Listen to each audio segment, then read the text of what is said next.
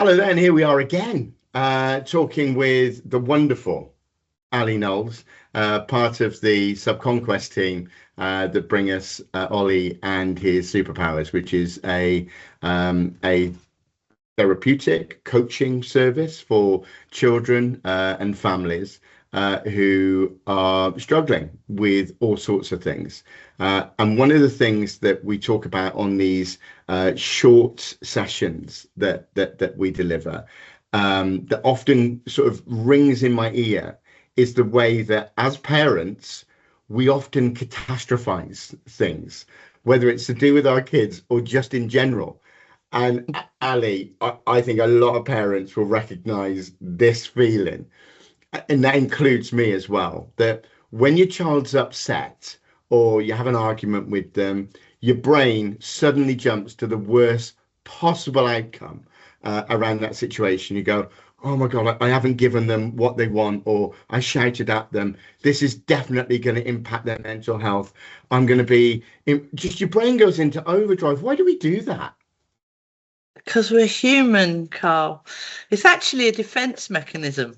It's an interesting thing that it probably take 5 years to explain, but not if you come and listen to an Ollie coach. So basically, our brains don't like gaps. Okay, they get very frightened if there's a gap. If we don't know something, that's terrifying. It's the unknown. And if we don't understand something, then we go into fight or fright mode, which makes us tunnel vision.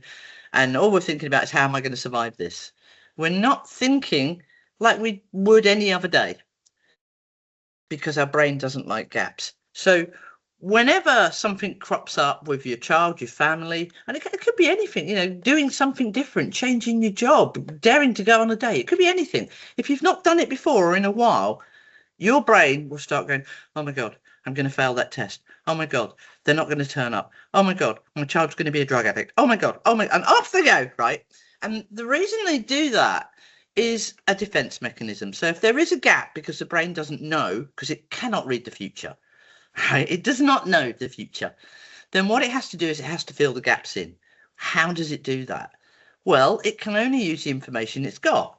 So what it does is it uses this huge database, our mind, our memory, of everything it's ever experienced in any way connected, no matter how spuriously connected. So I don't know, let's take a soft one. I'm going backpacking. I've never done it before. So I watch Wolf Creek. Don't watch Wolf Creek.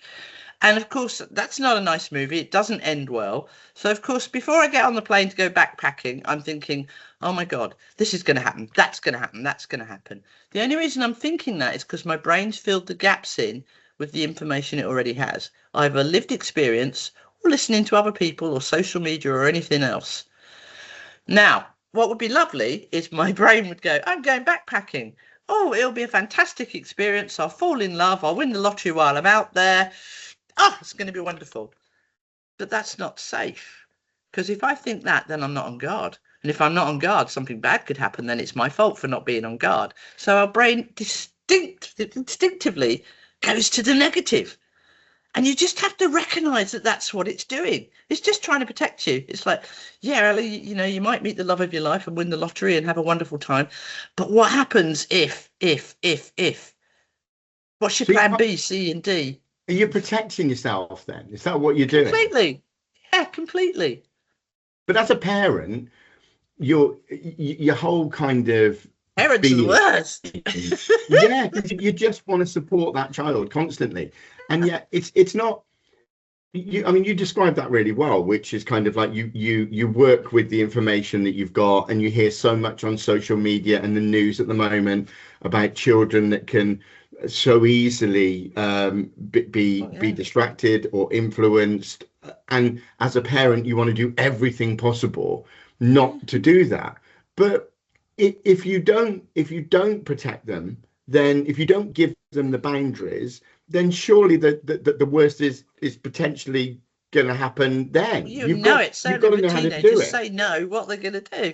Yeah, I mean, it's a very fine line, and it's what we do when we're working with somebody that is doing that. So my child's not reading or writing as well as the other kids. Oh, there must be this, it must be that. And they'll come up with a myriad of things that it could be. because they want to protect the child and they want to put something in place. And the reality is that probably your child's learning at their own rate, and it's perfectly okay. But the moment that you start putting all these big stuff in place, which is instinctive in us to protect our child, get them extra tuition, get them tested, get this done, get that done, get that done, get that done, get that done, you're actually doing more harm than good, because you stop parenting, which is a huge thing to say, because you are parenting because you're trying to protect your child. But by doing that, you're letting everything else parent, rather than just trusting it's your child, you know them, just watch, be there, safety net, keep an eye on them, of course, but don't let your mind fill the gaps. So when I do have, or there is some conflict then with with my kids, are you saying that's potentially healthy to do that? Say again, we froze out a little bit. Sorry. When okay. when you do have a fallout with your kids, and you have a bit of a you have that conflict, and it's that conflict that that means you catastrophize sometimes. Is that healthy? Should you be doing that? Does that show them the boundaries? And what do I do as a parent? I realize there's two questions now. What, as a parent, how do I stop myself catastrophizing? I'm never going to tell anyone what to do as a parent, because every child's so unique. The book isn't written unless you write it, and that's the truth. But there's no wrong or right. We're human. You do raise your voice with your kids sometimes, but it's usually out of love and frustration, because you do want the best for them. That's not the thing. It's not the reaction, it's the action. Okay. So your immediate reaction to anything, that's what it is. Okay. The thing that the kid learns from is what you do next. So when you've calmed down, do you say, okay, look, I didn't mean to raise my voice. That's not the way to deal with stuff. This worried me, and this is why. It's what you do after the event. We're human. You're going to blow. You're going to get, God almighty, I've got a 92-year-old mother. I lost my stack last week with her. And then all that went through my head was, oh my God, she's going to think this is going to happen. It ripped me apart. And I ended up phoning up and apologising, which was for the wrong reasons. I apologised because of my fears, rather than saying, I apologise for raising my voice. That probably wasn't very helpful. But this is why. And we need to talk about this. That's a really good concerned. point. That's a really good point, Ali, which is, and I hadn't really thought about it before, but actually the times I've got it right with my kids are the times that actually and it's not just my kids, my family in general. I'm sure my wife will agree. The times that the few times I've got it right are when I've reflected after we've argued, or there's been we've raised our voices. I've reflected and thought, actually, do you know what? I don't know if I dealt with that correctly.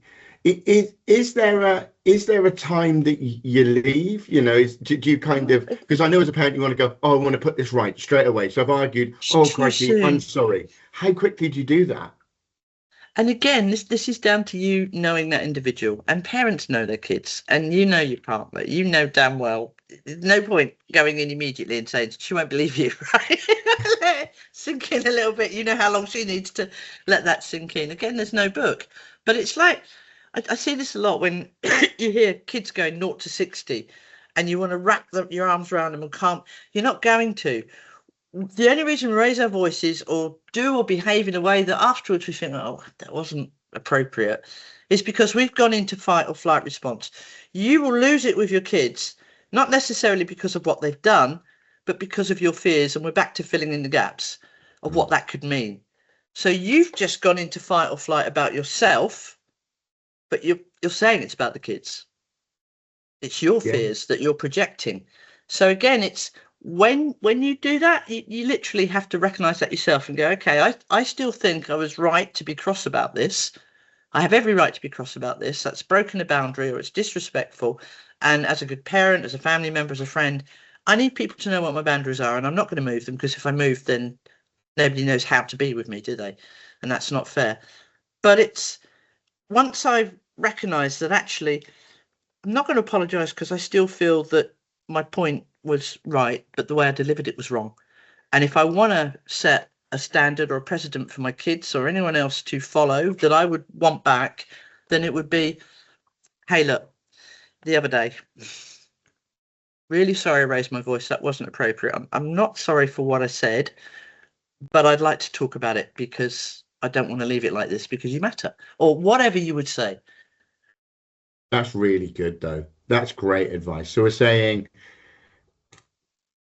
that once it's happened, think about it, recognize if you, because you may have felt that you did the right thing, and if you did do the right thing, then Was it about you, or was it really about them? was it me or was it about them? if if you feel that you dealt with it incorrectly, it doesn't have to be that you're wrong or you're right. It just has to be around how you approached it and how you reacted to that situation. And how you would want anyone that you interact with to learn from that, from you. All right, your friend, I think friends do learn from you, but kids certainly do. So if you shout and scream every time something goes wrong, that's what they're going to do. If you shout and scream and then say, look, actually, I shouldn't have raised my voice. Let's have a code word. Next time mummy's getting cross, what code word should we have? Dolphin. I'm going to say dolphin. That means I'm just going to walk away for a minute. And then we'll come back. We're going to talk about it because it worried mummy what you said. And we need to talk about it, but talk, not shout. And I have kids that literally tell their parents now, dolphin, talk, don't shout. Because when you're shouting, you've gone into fight or flight. And that's not you thinking. That's your brain filling in the gaps and throwing fears in, and you've gone protective and defensive. And it's no longer about what's happening in front of you. It's about you. And I suppose throwing in a word like that as well disrupts the conversation or disrupts your thinking. Interrupt completely. What's going on? And but what's really lovely is I had a little one the other day and came back for the second or third session. I said, how's it been? And they're only 10. I had to tell mummy and daddy dolphin 3 times this week. Oh, excellent. Ali, this was supposed to have been about children, but I think you've taught me a bit today as well. So, as always, none of us are alone in this world. All of us are interconnected with everybody else. Yeah. So whether it's children, teens, your partner, your mother. You've taught me so much. I'm going to write some of this stuff down. I'm going to talk to my wife about dolphin, and maybe we can all be better people because of it, or at least stop catastrophizing as much as we already do. Thanks again, Ali, and we'll see you soon on one of these little podcasts that we do. Thank you. See you soon. Bye. Take care.